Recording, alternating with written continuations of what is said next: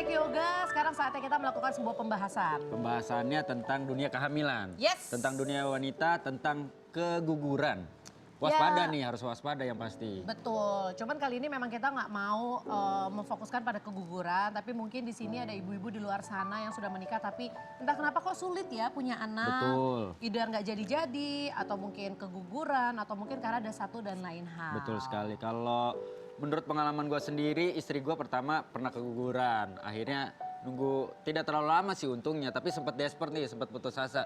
Karena kan cewek gitu, bawanya Pasti ada fase itu ya? Pasti ada fase itu. Yang ternyata begitu kita ngerasa bahwa istri hamil, tapi istri itu nggak mau dibawa ke dokter untuk periksa gitu. Karena dia pernah pakai test pack, ternyata hasilnya negatif, terlalu ngedrop secara psikisnya. Jadi ketika dipaksa untuk dibawa ke dokter dia nggak mau. Akhirnya kita honeymoon, pulang honeymoon bukan jadi malah keguguran. Oke. Ini kita akan bahas karena di sini juga di bangku penonton sudah duduk bersama kita ada Dr. Nando SPOG ya. Nanti kita bakal ngobrol-ngobrol. Tapi sebelumnya aku pengen ucapin selamat buat Tia. Dia sudah hamil. Alhamdulillah. Alhamdulillah. Kehamilan Selamat aku ya. berkat basa-basi juga. Wendy? Bukan gue. Ini gara-gara basa-basi? Bukan gue. Ya, enggak bukan itu maksudnya karena aku ketemu sama dokter kandungan aku di acara basa-basi ini. Acara basa-basi ternyata membawa berkah untuk orang lain. Silakan duduk, silakan Ya, ya, ya. Jadi besok-besok bintang tamu yang merasa kesulitan untuk hamil silakan datang ke basa-basi. Tapi ini berarti memang timingnya pas. Pas. Kan waktu itu kita undang kalau nggak salah ngomongin apa ya, aku sendiri kok lupa ya. Ngomongin tentang kehamilan juga. Tapi emang waktu itu ternyata Kehamilan dan termasuk yang kesuburan. agak sulit untuk hamil Iya, ya. karena aku punya siklus panjang gitu. Jadi memang kesempatan untuk hamilnya dibandingkan dengan wanita yang lain yang siklusnya 28 hari, aku 40 hari siklusnya. Belum kalau telat. Jadi kemungkinan dalam 1 tahun itu paling cuma 8 kali masa subur gitu. Tapi kan kalau ngomongin usia pernikahan baru 1 tahun ya? Hampir 2 tahun. Hampir 2 tahun. 2 Nah yang tahun. memutuskan kamu sama suami, udah deh nggak sabar nunggu. Bayi tabung aja deh. Sebenarnya yang memutuskan aku untuk akhirnya ya udah deh IVF atau bayi tabung aja gitu karena aku dan suami nggak mau buang-buang waktu lagi.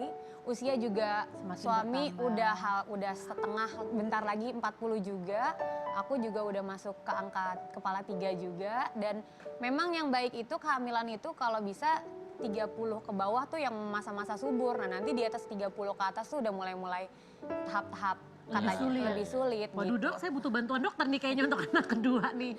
Dan memang kalau untuk program IVF atau bayi tabung sendiri, semakin muda, semakin besar kemungkinan untuk berhasil. Probabilitasnya semakin besar. Jadi kenapa mesti ditunda-tunda? Oke, tapi aku nggak tahu karena aku awam banget ya sama IVF atau bayi tabung itu. Aku pernah ada orang lah yang bilang, aduh udah deh jangan bayi tabung, kasihan perempuannya disuntikin terus menderita, itu kan nggak alami. Itu benar nggak sih?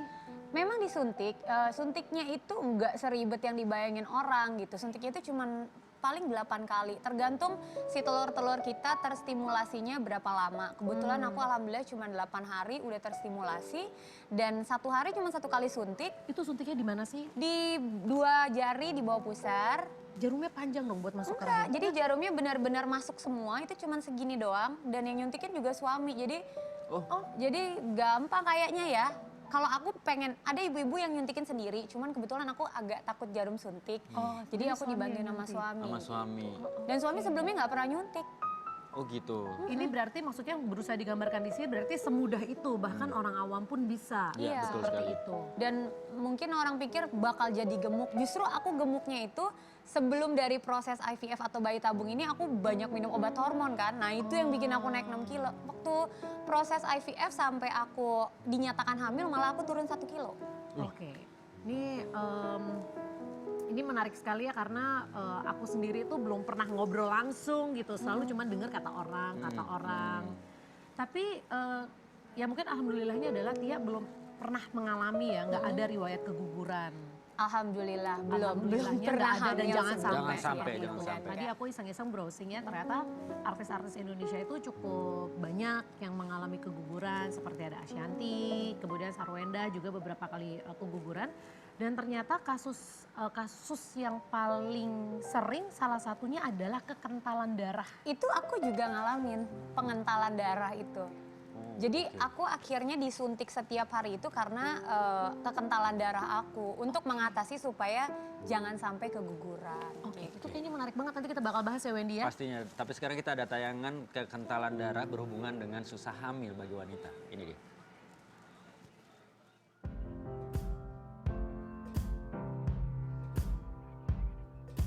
Dalam mendeteksi sulit hamil pada wanita banyak sekali penyebabnya. Hal ini terkait dengan kesuburan, usia, atau gangguan penyakit seperti kekentalan darah yang disebabkan karena gaya hidup yang tidak sehat dan juga stres yang tinggi. Kekentalan darah yang tinggi disertai asupan makanan menuju plasenta pada janin yang terhambat menyebabkan wanita sulit hamil bahkan seringkali mengalami keguguran berulang. Umumnya, hal tersebut terjadi pada rentang waktu usia kehamilan 3 bulan dan 4 bulan. Kekentalan darah yang terlalu tinggi akan bermasalah pula pada janin. Salah satunya adalah kelahiran prematur dan juga berat badan bayi dalam usia yang rendah. Tapi tidak hanya wanita yang mengalami masalah darah kental. Ternyata pria juga beresiko memiliki kekentalan darah abnormal yang menyebabkan gangguan kesehatan loh pemirsa. Oleh karena itu, ketika Anda mengalami kesulitan mempunyai anak, sebaiknya lakukan pemeriksaan baik istri atau suami untuk mengetahui penyebab utamanya dan melakukan penanganan medis yang tepat. Oke, tadi kita udah lihat tayangannya ya. benar. Ternyata kekentalan darah buat wanita itu bisa menyebabkan hal-hal yang seperti tadi. Iya. Dan laki-laki juga ternyata harus waspada ya. Nah itulah kenapa saya agak sulit hamil mungkin karena darah saya kental juga ya. Mungkin Bapak sulit hamil karena Bapak berewok kan. Coba Bapak cukur berewok, siapa tahu bisa hamil lancar ya. Langsung saja saya akan undang Dokter Nando boleh ke depan bergabung bersama kita. Selamat datang dokter. Dokter, inilah dokter yang bertanggung jawab atas kehamilan Lo Tia. bertanggung jawab membantu. Ya, dia maksudnya membantu. Ya, Gak ya. apa-apa kan kok Awas Bu, takut jatuh terus hamil. Oh iya benar, kok bisa ya kayak Soalnya gitu ada ya. dokter Nando di sini. Oh iya. Oh iya.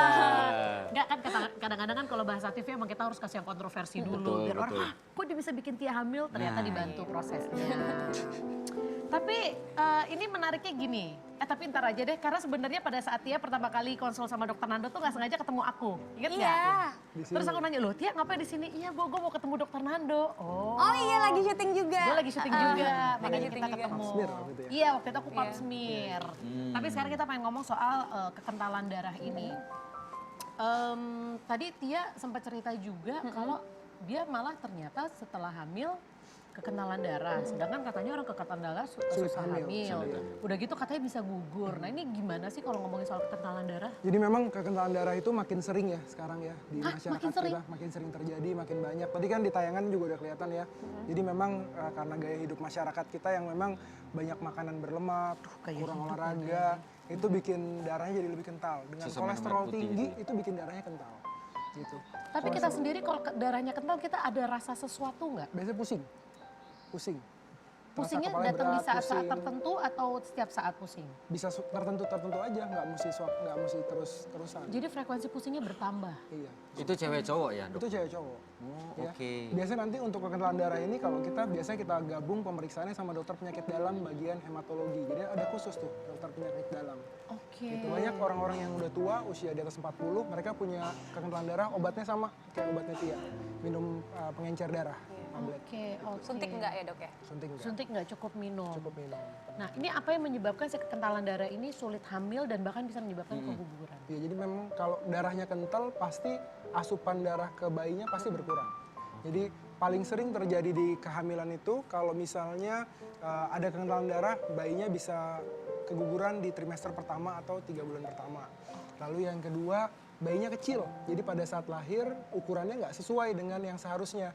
Jadi kalau dia harusnya lahirnya 3 kilo dengan kekentalan darah, dia lahirnya mungkin 2,2, 2,3 kilo. Jadi lebih kecil gitu. Jadi sekarang trennya udah bergeser, kita lebih sering melihat ada nggak sih masalah kekentalan darah sebelum hamil dan pada saat hamil. Oke, tapi kalau dokter bilang kalau secara normal misalkan 3, terus ini karena kekentalan darah misalkan jadinya 2,2 atau 2,3. Tapi dokter sendiri pernah menemui kasus itu, artinya Iya. kondisi bayinya setelah kelahiran kayak Seperti pada umumnya. Jadi memang karena asupannya saja yang kurang, biasanya jadi timbunan lemaknya jadi lebih dikit. Lebih jadi sedikit. bayinya lebih kurus gitu aja. Tapi secara efek kesehatan nggak ada? Nggak ada masalah. Tapi nggak ketahuan mungkin karena dulu pas ibu hamil tuh nggak pernah dicek ya kekentalan darah. Iya, kadang memang ada yang munculnya di akhir-akhir kehamilan. Ada yang muncul di akhir kehamilan, ada yang muncul di awal kehamilan, ada yang muncul sebelum hamil. Tapi apakah Jadi sekarang memang variasinya tinggi. akhirnya sekarang prosedur sebelum hamil semua dicek dulu Kita kekentalan lihat, darahnya? biasanya kita lihat sebelum hamil dan pada saat hamil. Kayak Tia ini pada saat sebelum hamil nggak ada keluhan-keluhan ini ya, nggak ada Iya. keluhan kekentalan darah. Pada saat begitu hamil kita periksa tinggi banget ininya kekentalan darahnya. Kental darahnya. Darahnya kental. Yaudah, nanti kita bakal bahas lagi pemirsa, tapi saya juga penasaran nih sebenarnya Ya. Wendy ya. Yang membuat Tia akhirnya kenapa tidak memutuskan untuk yaudah berusaha lagi dengan jalur yang Biasa, alami. alami. Sampai akhirnya dia harus memutuskan bayi tabung. Emang ada apa sih di dalamnya? Jangan kemana-mana, tetap bersama kami.